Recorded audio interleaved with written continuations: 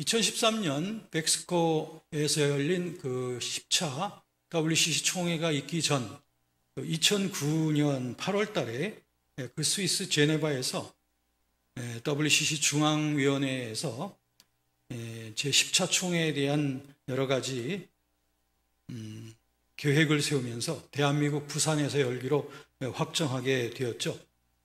그러자 이에 발맞춰서 우리 한국 기독교 교회 협의회, 즉 NCCK에서는 이 WCC 총회가 한국교회의 커다란 자랑이 될 것이다 라고 하면서 그때부터 이제 많은 선전과 홍보를 하기 시작합니다.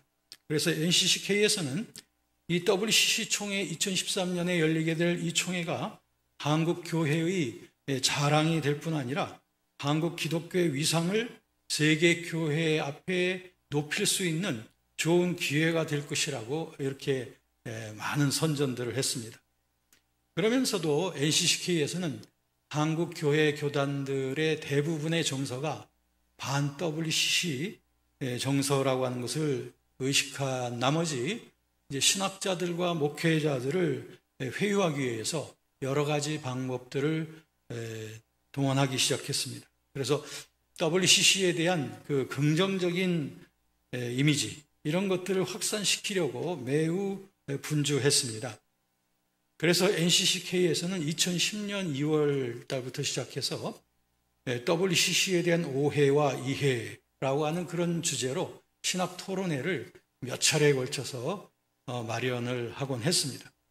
그럼에도 불구하고 이 WCC에 대한 그 시선은, 그 따가운 시선은 이게 어제 오늘의 일이 아니고 수십 년에 걸쳐진 우리 한국교회의 그런 우리 한국교회 정서에 깊이 깔려 있는 부분이기 때문에 특별히 NCC에 가입되어 있지 않은 대부분의 개신교 교단들은 WCC 대회를 부산에 유치하는 것에 대해서 반대하는 그런 성명 그리고 여러 가지 시위들 이런 것들이 계속되어져 왔던 거죠.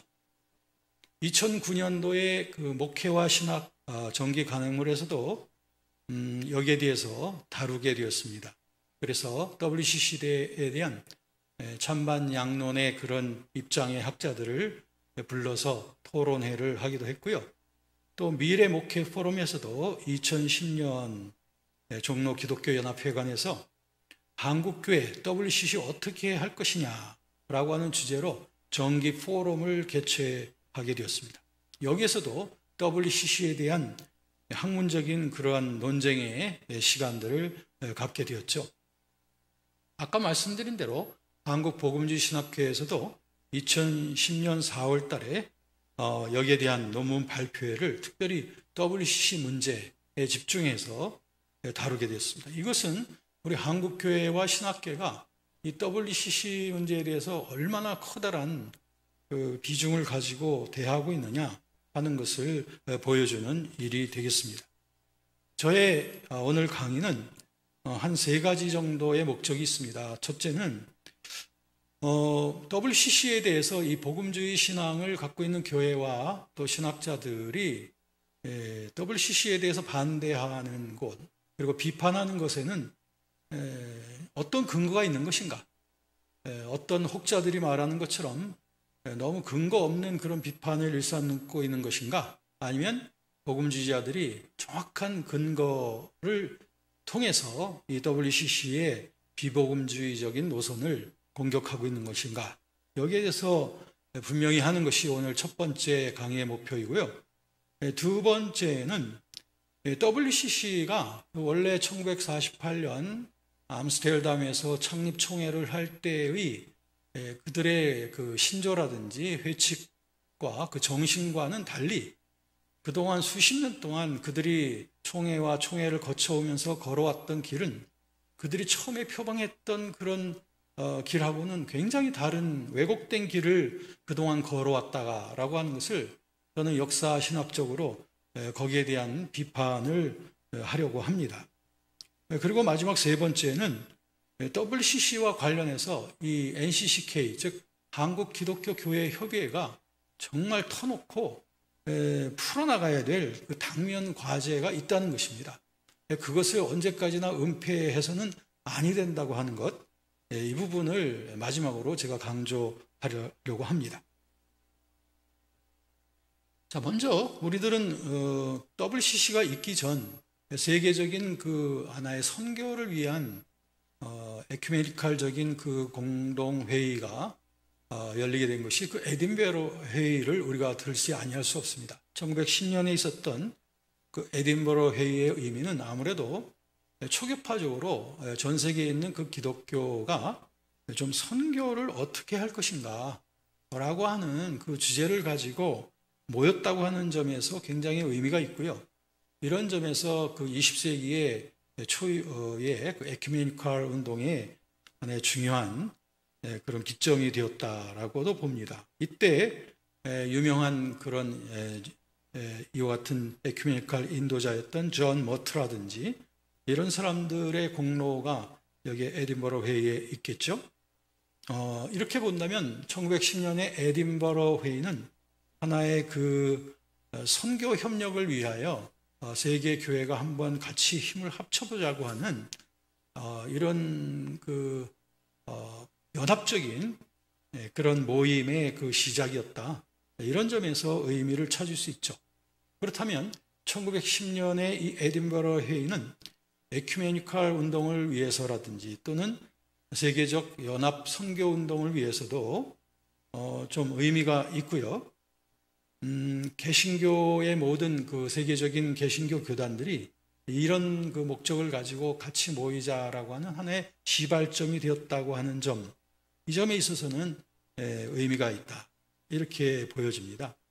그래서 에딘베러 회의를 통해서 여러 가지 그 발전들이 일어나게 되는 것이죠.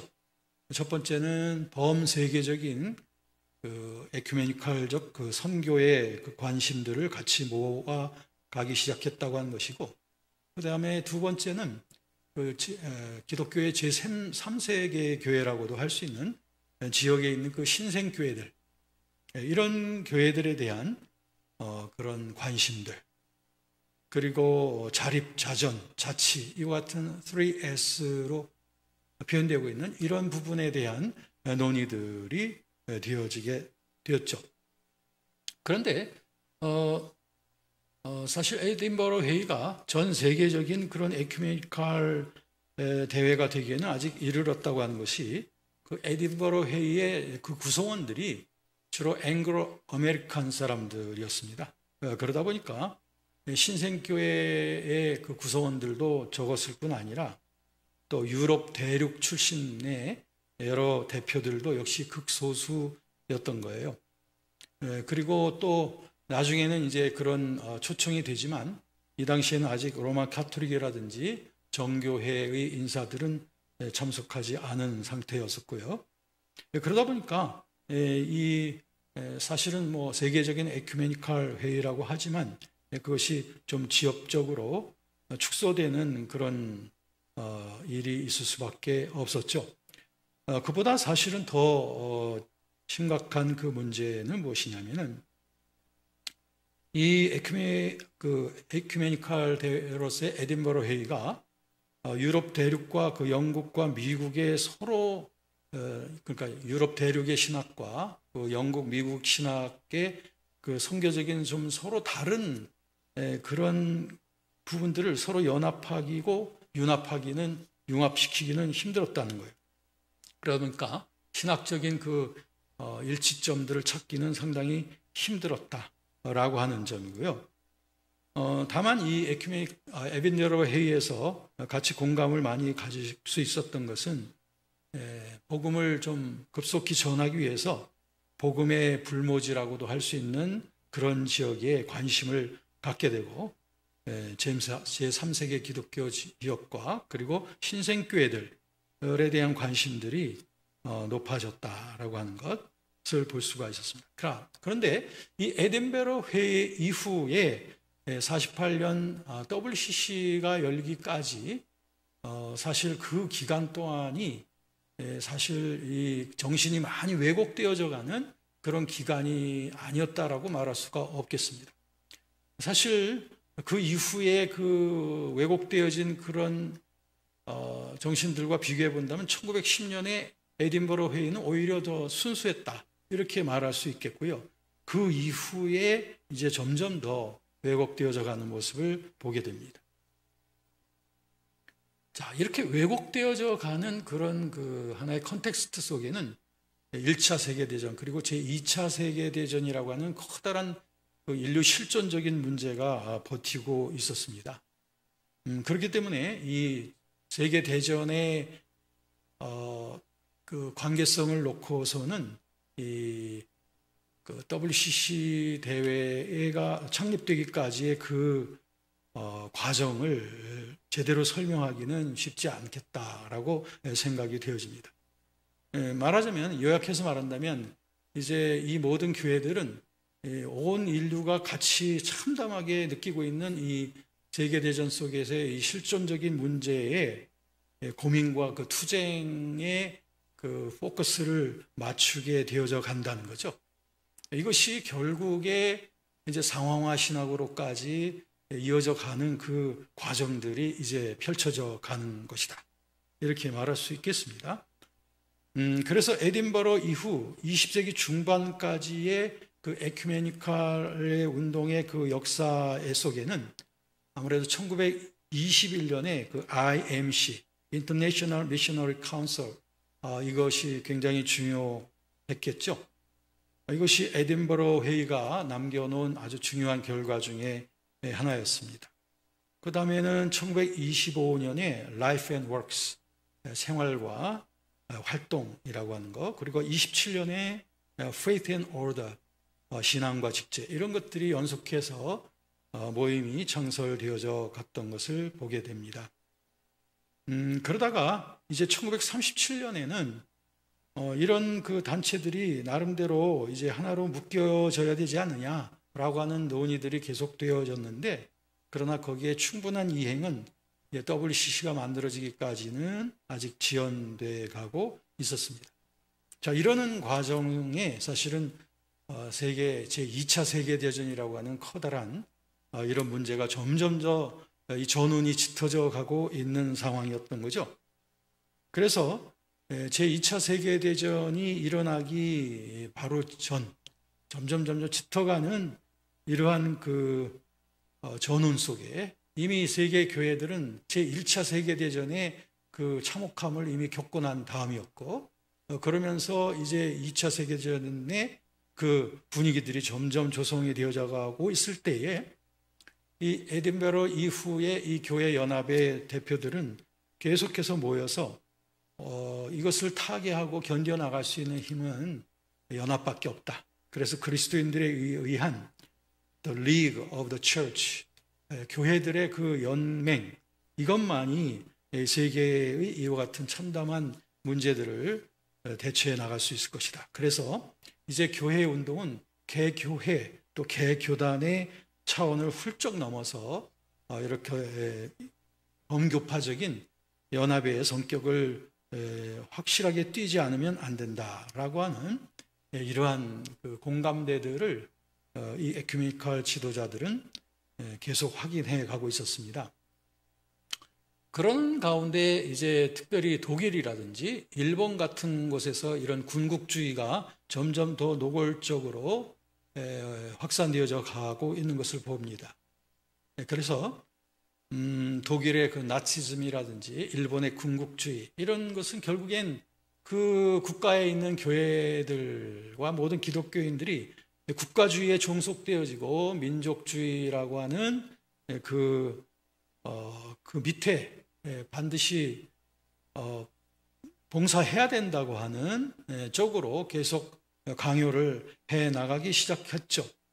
그렇지만 그러나 에큐메니컬 지도자들은 이러한 위기 속에서도 어찌하면 그 교회의 유니버설리티, 안의 세계성을 더욱더 강조해야 되지 않느냐, 이런 어떤 궁극주의의 이런 위기 속에서도 교회란 진짜 무엇이냐, 그리고 교회란 세상 속에서 어떤 존재인가 라고 하는 것을 계속 확인해 가기 위해서 교회로 하여금 교회가 되게 하라, Let the church be the church 라고 하는 이런 정신을 가지고 국가와 이 그 정치의 노선을 초월해서 이들은 같이 모이고 계속 대화하고 그들의 공감을 계속 확인하는 작업을 그 위험 속에서도 계속 해 나가고 있었던 것을 보게 되죠. 이제 전쟁이 이제 드디어 이제 시작이 되어져 갑니다. 그럴 때 교회 지도자들은 계속해서 교감을 해가면서 이 전쟁통에 교회는 무엇을 해야 될 것이냐라고 하는 문제에 직면하게 됩니다. 그런데 이제 두 가지 견해로 이제 갈라지게 되죠. 하나는 침략과 자유를 억압하는 국가에 대해서 강력한 행동적인 저항을 해야 된다. 교회는 이런 태도가 있고, 그런가 하면 윌리엄 템플 같은 분들은 특히 교회가 적대 국가들 사이, 그러니까는 정치적으로 군사적으로는 적대 국가들 사이지만 그들 사이에 하나님 나라의 하나의 유대성을 계속적으로 확인하기 위하여 화해하는 그런 작업을 해야 된다라고 하는 이 두 가지 노선으로 이렇게 그룹핑이 되어져 갔던 것을 보게 됩니다. 그런데 이제 결국 교회들은 아무래도 그 칼과 창의 무력 앞에서 거기에 행동적으로 저행한다는 것에는 아무래도 한계가 있기 때문에 아무래도 후자의 경향, 즉 정치와 군사적인 그런 것을 떠나서 좀 세계 평화적인 이런 화해의 노력을 계속 해나가는 방향으로 힘을 모아가게 되는 것이었습니다. 그러다가 사실 그 2차 세계대전이 일어나기 전부터도 1937년에 있었던 그 옥스포드 대회에서는 그 생활과 활동위원회에서 그런 서로의 확인을 합니다. 거기서 뭐라고 그들은 확인하냐면, 만일 전쟁이 일어나면, 아직 2차 대전이 발발되기 전이었죠. 전쟁이 일어나면 교회는 무엇보다도 참으로 교회가 교회 되어야 된다. 비록 그 나라는 다른 나라와 싸우고 있다 해도 교회는 적국의 교회의 그리스도인과 한 몸으로서 하나가 되어 있다고 하는 것을 계속 확인해 가야 된다 라고 하면서, 예를 들면 뭐 독일의 그 교회들도 물론 나치즘에 완전히 종복하고 있는 종속되어진 교회들이 대다수였지만, 그러나 뜻있는 에큐메니칼 지도자들은 적국의 교회들과도 계속 비밀스러운 친교를 나누고 연결을 하고 있었던 것이죠. 그래서 여러분이 잘 아시는 디트리 보네퍼 같은 사람도 이런 일에 대표적으로 활동을 했던 사람이었겠죠. 자, 이제 그 전쟁이 한 고비를 넘기고 이제 드디어 미국과 영국을 비롯한 이런 연합국의 전쟁의 그 전세가 유리하게 바뀌어져 감에 따라서 이제 에큐메니칼 지도자들은 좀 활발하게 세계를 다니면서 이러한 그 에큐메니칼적인 이런 메시지들을 말하고 유대를 활성화하기를 힘썼습니다. 그런데 사실 이 전쟁 몇 년 동안에 에큐메니칼 지도자들이 많이 이제 타계하게 되었습니다. 아까 말씀드린 그런 보네퍼라든지 페이턴 경이라든지 또 브라운 같은 이런 분들이 그동안 많은 활동을 했던 사람들인데, 이분들이 이제 세상을 떠나게 되었죠. 이제 전쟁 이후에, 세계대전 이후에 교회는 전쟁 중에 정말 그 그리스도인들이, 교회들이 서로 어려운 가운데 하나가 되어져 간다는 것이 어떤 의미인가, 이것을 이런 같이 겪고 있는 이런 실존적인 어려움의 문제를 위해서 같이 연합해서 보조를 취하는 것이 얼마나 중요한 일인가라고 하는 것들을 절실하게 깨닫게 되어졌고, 전쟁 이후에 그들은 더 강한 에큐메니칼적인 연대의식을 더욱더 고조시키려고 애를 썼습니다. 그들은 이제 하나의 신학적인 근거로서 그리스도의 십자가는 그 화해의 일을 했다는 거죠. 그래서 하나님과 인간 사이에 화해를 했을 뿐 아니라 더 나아가서는 사람과 사람 사이의 화해도 역시 그리스도의 십자가의 임무다라고 하면서, 결국에는 그 사람과 사람 사이에 샬롬을 만들어 가는 것이 그것이 복음의 일이 아니겠는가라고 그들은 해석을 했고요. 1945년 10월에 그들은 슈트가르트 고백 선언을 하게 되는데 그 선언에서 그들은 스스로 어떤 죄책을 고백하는 그런 선언을 했습니다. 그래서 이런 그 사람과 사람 사이의 불화의 문제에 적극적으로 대처하지 못한 그 교회의 책임이 있다라고 하면서 그들이 그런 고백문을 발표하기도 했습니다. 그러면서 그들은 1948년에 WCC 대회를 열기로 결정을 했죠. 자, 우선 첫 번째로 저는 이 WCC가 창설되기 전까지의 역사를 여러분들하고 같이 살펴본 겁니다. 여기에 대해서 좀 먼저 우리가 같이 좀 비평을 좀 나누고 난 다음에 이제 48년 WCC 대회 이후를 보도록 할게요. 아까도 말씀드렸듯이 1910년에 에딘버러 대회는 하나의 그 진보적인 신학의 씨를 심는 그런 하나의 계기가 되었던 겁니다.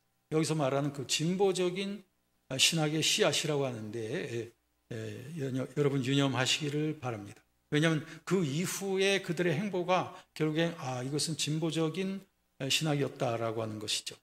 왜냐하면 그들은 자꾸 포괄적인 신학, 또 모든 제3세계 교회들, 또 신생교회들, 모든 교파들을 다 통괄할 수 있을 만한 그런 포괄적인 신학의 그 범주를 계속해서 주장해 가다 보니 결국에는 종교다원주의까지도 접근해 가는 이런 문을 여는 그 계기가 되어져 가는 것입니다.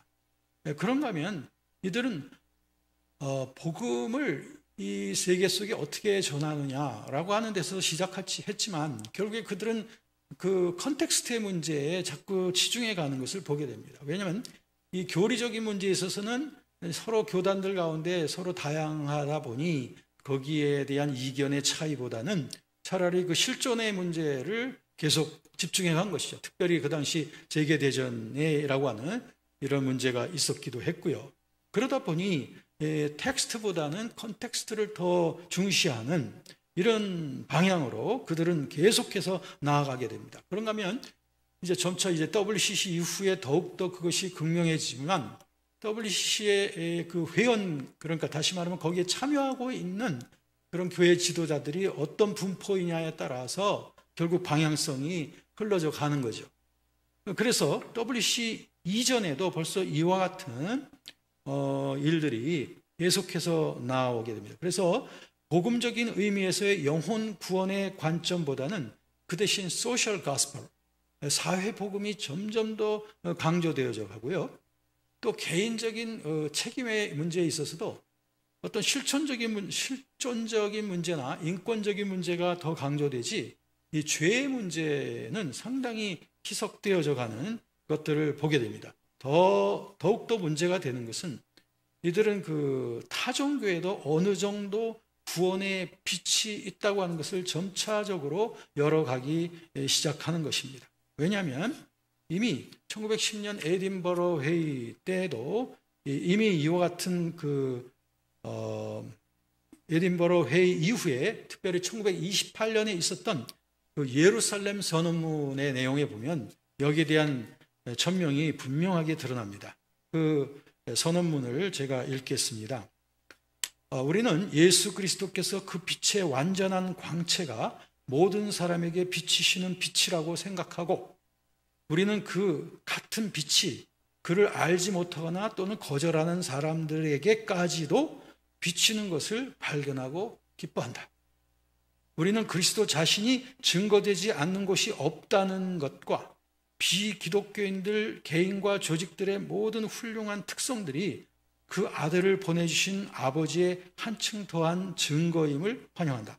따라서 다른 종교들의 영적 가치에 대한 평가를 시도하지 않고 단지 예를 들어왔었다. 그동안 그리스도를 주와 구주로 받아들이지 않고 진리 추구에 무관심한 사람들에게서와 또 예배의 엄격함으로 유명한 이슬람과 또 세계의 비참함에 대한 연민과 해탈의 길을 위한 무아를 추구하는 불교와 또 영을 통한 궁극적 실제와의 접촉을 소원하는 힌두교와 또 우주의 도덕적 질서에 대한 믿음과 도덕적 실천에 대한 논리를 강조하는 유교, 이 모든 종교들이 하나님의 주권에 대한 진리의 한 부분으로 인식한다. 네, 이것이 벌써 WCC 훨씬 이전 예루살렘 1928년 대회에서 이 에큐메니칼 지도자들은 이와 같은 선언문을 채택한 것입니다. 그러므로 아무리 WCC와 그를 추종하는 그러한 단체나 그런 분들이 아무리 WCC가 복음적이다, 그리스도 구원의 유일성을 강조하는 연합체다, 아무리 말해도 소용이 없습니다. 왜냐하면 그들이 걸어왔던, 또 그들이 그동안 선언해왔던 그들의 모든 선언문과 활동이 그것을 여실하게 드러내주고 있기 때문입니다. 그러므로 이런 여실하게 드러난 이런 문제들을 가릴 수가 없습니다. 오직 한 길은 이것을 자백을 하고 한국교회 앞에 분명하게 그들이 걸어온 지나온 길에 대한 그런 참회와 함께 분명한 행동 가능한 그런 선회의 그런 행동이 따라주지 않으면 결코 한국교회는 WCC와 그리고 WCC를 찬양하고 추종하는 NCCK의 노선에 대해서 결코 용인할 수가 없을 것입니다.